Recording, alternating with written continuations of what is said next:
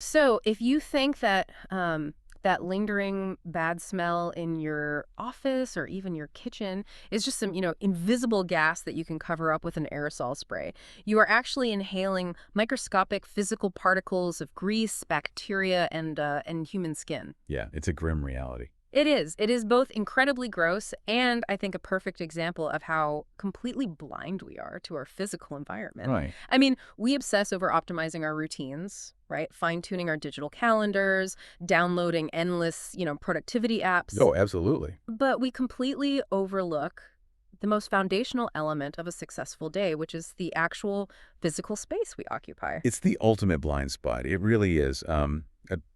For most busy professionals anyway, we tend to treat our environment like it's just a passive container for our work. Yeah. We think about the lighting or maybe, the ergonomics of our office Like chair. getting a standing desk or something. Yeah. Exactly. But we rarely consider the microenvironment. We don't think about the chemical composition of the dust on the monitor, the cognitive weight of the clutter on the desk, or, the actual sanitation mechanics happening around us. Which is exactly the mission of our deep dive today. We're looking at a fascinating stack of source materials, service guides, environmental insights, and operational data from Red Apple Cleaning. Right. And they are a professional facility maintenance and residential cleaning company. They operate out of Henderson, serving the greater Las Vegas area. And their data is it's incredibly revealing. Yeah, we are using their field data to uncover how a pristine environment isn't just about, making things look presentable. It is this massive, highly strategic driver of cognitive performance, physical health, and financial asset protection. So whether you are, say, a startup founder trying to scale a business, or a corporate director managing a huge facility, or honestly just someone feeling totally burned out by weekend chores. Which is a lot of us. Oh, most of us. The data we are looking at today, it completely reframes the concept of cleanliness. It shifts it from a basic chore to an invisible, highly leverageable asset. Okay, let's unpack this. Because before we even look at the physical dirt itself, the insights make it clear we have to look at the brain's neurological reaction to it. Yeah, the psychology side of it. Right. Human psychology is heavily, almost aggressively influenced by our physical surroundings. When you walk into a disorganized workspace, your cognitive load just spikes. It does. The way I visualize this is like a web browser. A messy room is like having, I don't know, 40 tabs open on your computer at once. That is a perfect analogy. The computer might still be running, but that background noise silently drains your brain's RAM. What's fascinating here is the neurology behind that. It's actually really striking. Cognitive load, just to define it, refers to the amount of working memory resources your brain is actively using at any given second. Okay. The human visual cortex is constantly, involuntarily scanning our environment for threats or, actionable items. So it never turns off. No, it never stops. When you sit down at a desk surrounded by unemptied trash bins, disorganized files, or a visibly dusty monitor, your visual cortex registers all of those items as unfinished tasks. Wait, really? So even if I'm actively ignoring the coffee mug from yesterday, my brain is still processing it. Exactly. Your brain has to expend actual metabolic energy to suppress the urge to interact with those visual stimuli. Wow.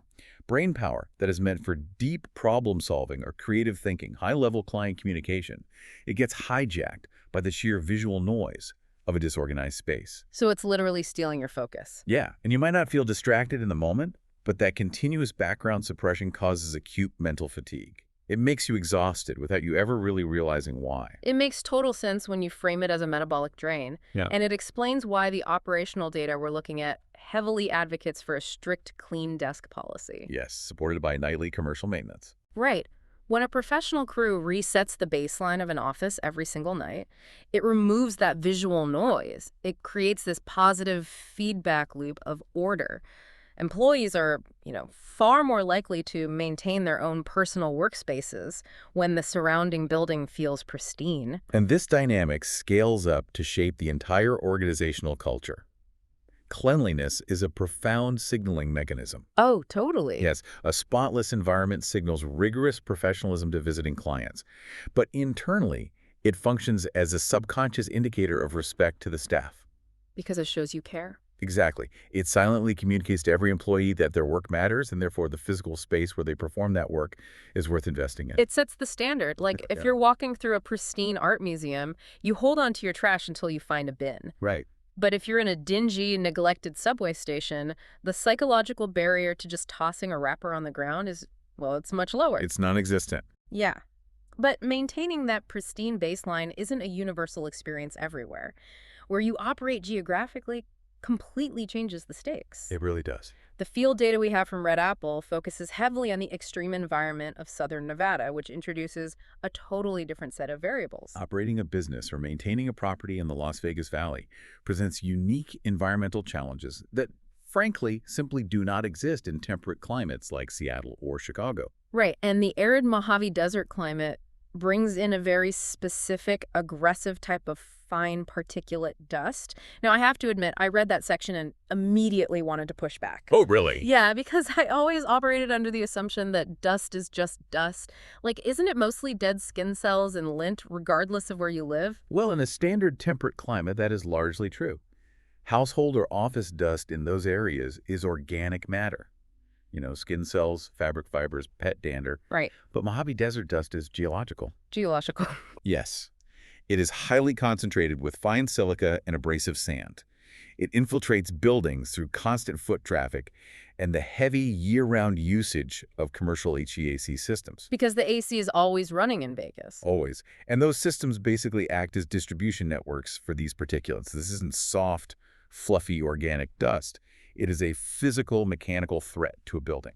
So when you say mechanical threat, you mean it's physically breaking things down, like microscopic sandpaper. That is the perfect way to describe it, because silica is incredibly hard. If left unchecked, this abrasive particulate settles into the moving parts of office chairs, gets deep inside keyboards, and coats expensive electronic equipment. Gosh. But the most significant damage happens underfoot. This microscopic sandpaper gets ground into commercial flooring and carpets with every single footstep. Oh, wow. Yeah, the friction literally cuts the carpet fibers and destroys the protective finish on hard floors. So a building in that environment is just quietly degrading from the inside out if it's not managed properly. Continuously degrading. And the damage isn't limited to the architecture either. This fine particulate constantly cycles through the indoor air. Right. For employees with respiratory sensitivities or allergies, breathing in silica dust leads directly to chronic headaches, sinus inflammation, and severe afternoon fatigue. So you combine that with the rapid accumulation of everyday germs in shared spaces, and businesses start experiencing serious operational bottlenecks simply because key staff members are calling in sick. Exactly, just from poor indoor environmental quality. But if the dust is that abrasive, why can't a business just hand their team some Clorox wipes and feather dusters and say, hey, manage this? Because that is how you accelerate the damage.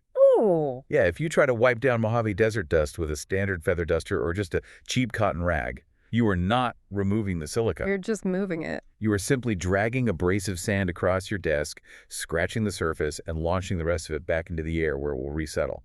It requires mechanical intervention. Mechanical intervention meaning specialized equipment, not just a wet paper towel. Right. Capturing this kind of particulate requires HEPA-filtered vacuums that use interception, impaction, and diffusion to actually trap microscopic particles. So they don't just blow back out the exhaust. Exactly. It also requires commercial microfiber technology. Now, microfibers are split during the manufacturing process, which gives them a positive static charge. Okay, physics. Yeah. When you wipe a surface, that positive charge literally attracts and traps the negatively charged dust particles within the fibers. It completely removes them from the environment rather than just, pushing them around.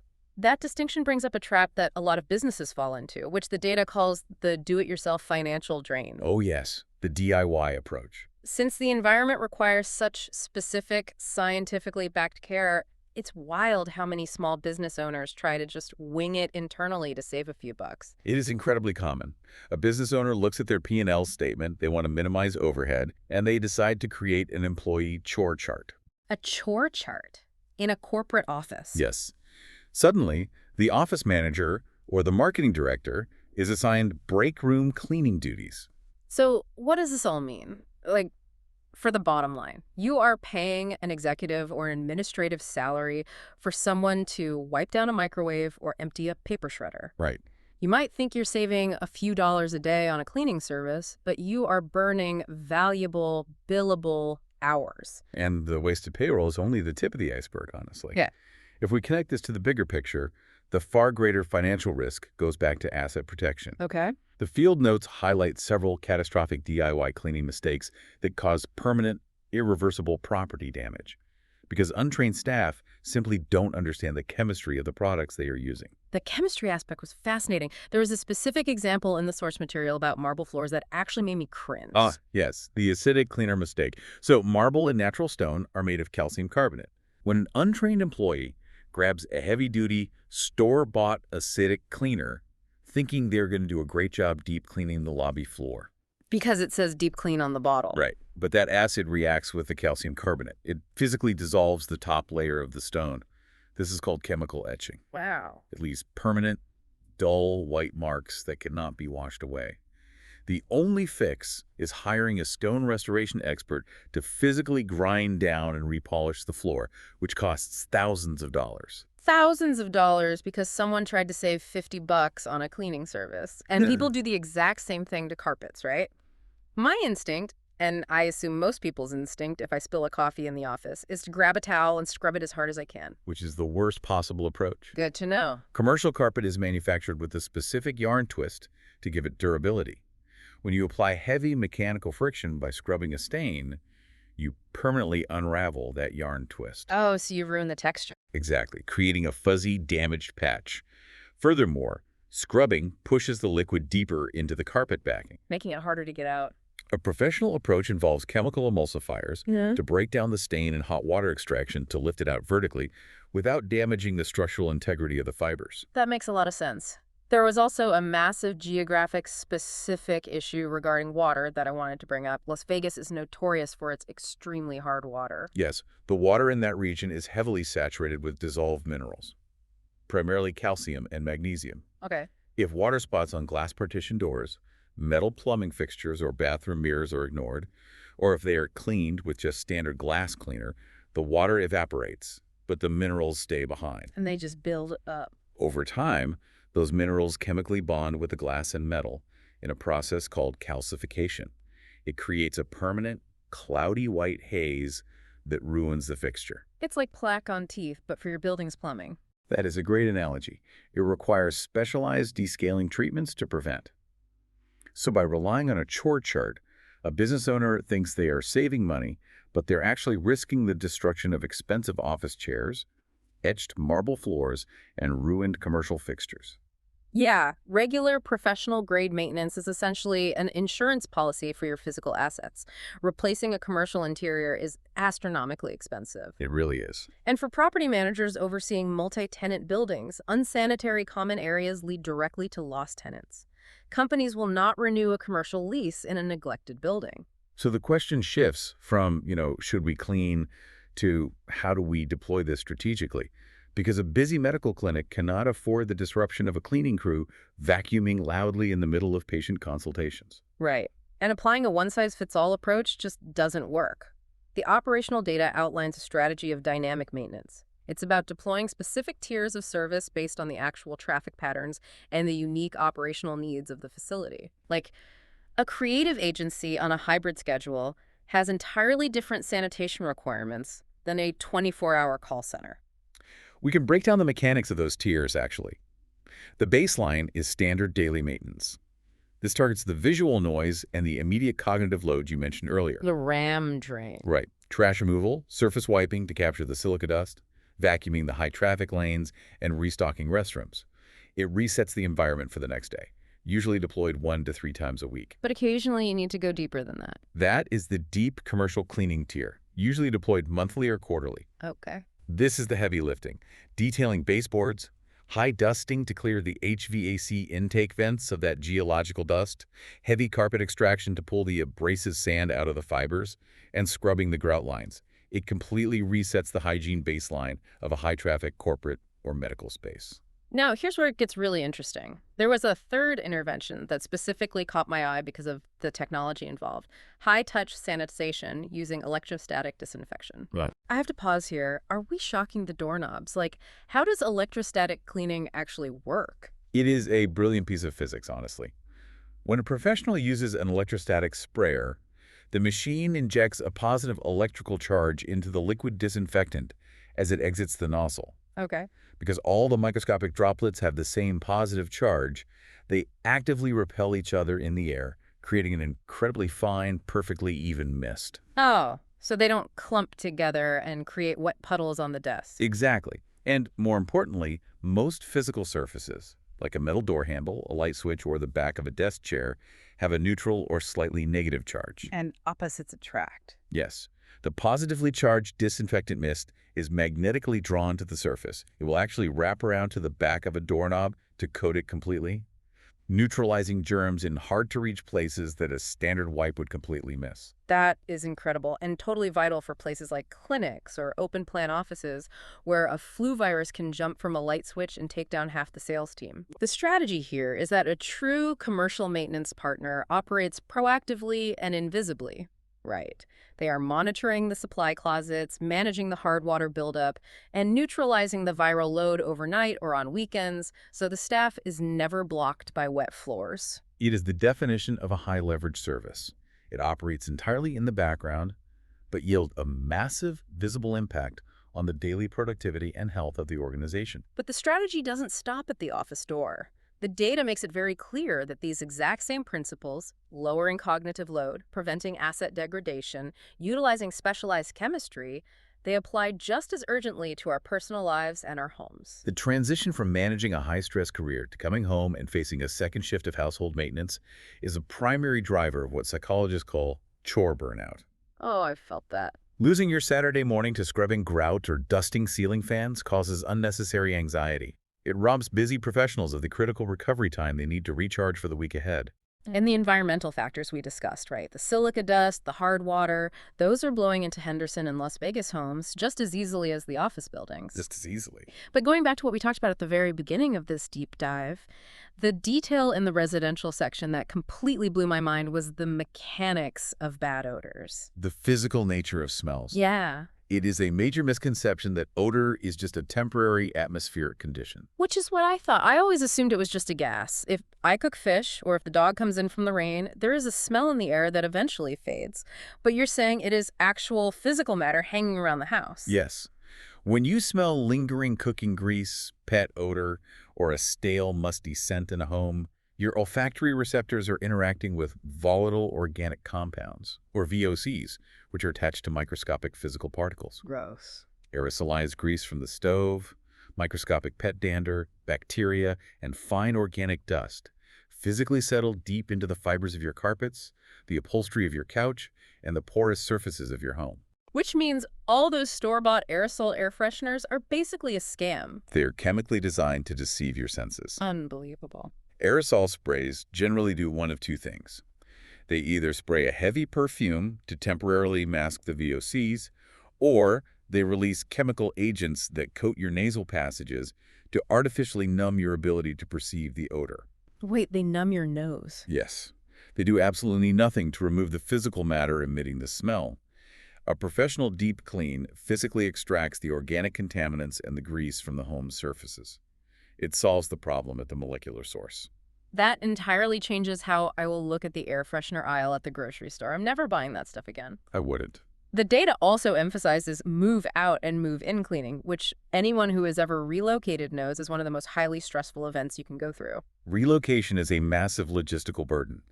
Utilizing a specialized service to reset a home does two things.